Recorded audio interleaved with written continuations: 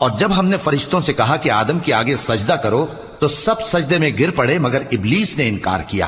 اس پر ہم نے فرمایا کہ آدم، یہ تمہارا اور تمہاری بیوی کا دشمن ہے، تو یہ کہیں تم دونوں کو بہشت سے نہ نکلوا دے، پھر تم تکلیف میں پڑ جاؤ۔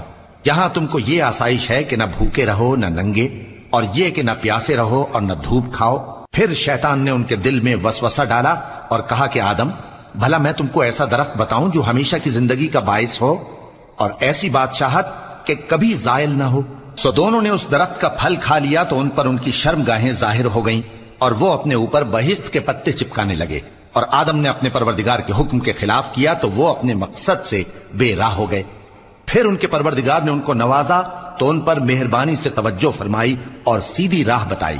فرمایا کہ تم دونوں یہاں سے نیچے اتر جاؤ، تم میں بعض کے دشمن ہوں گے، پھر اگر میری طرف سے تمہارے پاس ہدایت آئے تو جو شخص میری ہدایت کی پیروی کرے گا وہ نہ گمراہ ہوگا اور نہ تکلیف میں پڑے گا، اور جو میری نصیحت سے منہ پھیرے گا اس کی زندگی تنگ ہو جائے گی، اور قیامت کو ہم اسے اندھا کر کے اٹھائیں گے۔ وہ کہے گا کہ میرے پروردگار، تو نے مجھے اندھا کر کے کیوں اٹھایا؟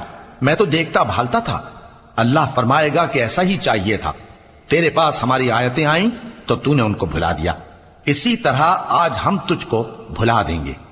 اور جو شخص حد سے نکل جائے اور اپنے پروردگار کی آیتوں پر ایمان نہ لائے، ہم اس کو ایسا ہی بدلہ دیتے ہیں، اور آخرت کا عذاب بہت سخت اور ہمیشہ باقی رہنے والا ہے۔ تو کیا یہ بات ان لوگوں کے لیے موجب ہدایت نہ ہوئی کہ ہم ان سے پہلے بہت سے فرقوں کو ہلاک کر چکے ہیں جن کے رہنے کے مقامات میں یہ چلتے پھرتے ہیں؟